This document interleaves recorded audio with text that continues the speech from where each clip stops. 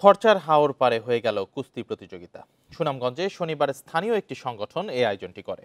সেখানে 15টি দলের শতাধিক কুস্তিগির অংশ নেন। কুস্তি দেখতে ভিড় করেন কয়েকশো মানুষ। এই আয়োজনের পরিসর বাড়ানো হবে বলে জানিয়েছেন আয়োজকরা।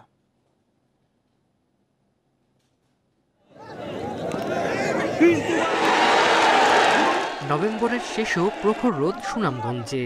এরই মাঝে কুস্তি খেলা দেখতে মাঠের চারদিকে ভিড় করে মানুষ। সদর উপজেলার খরচার হাওর পাড়ে শিশু থেকে বৃদ্ধ সব বয়সীদের মেলা বসে যেন।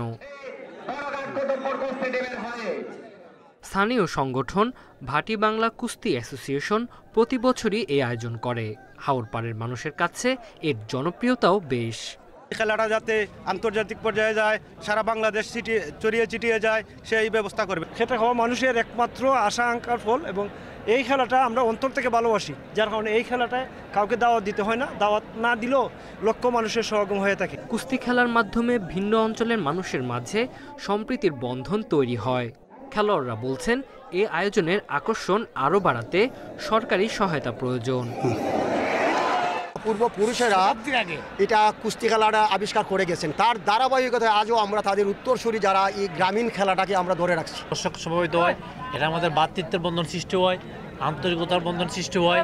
হ্যাঁ, মানুষের সাথে যে সৌহার্দ্যের সম্পর্ক আছে, এখানে কোনো দলবদ্ধ বিভেদে মিলে আমাদের এলাকার সবচেয়ে জনপ্রিয় খেলার আয়োজন নিয়মিত হলেও এর কোনো কমিটি ছিল না।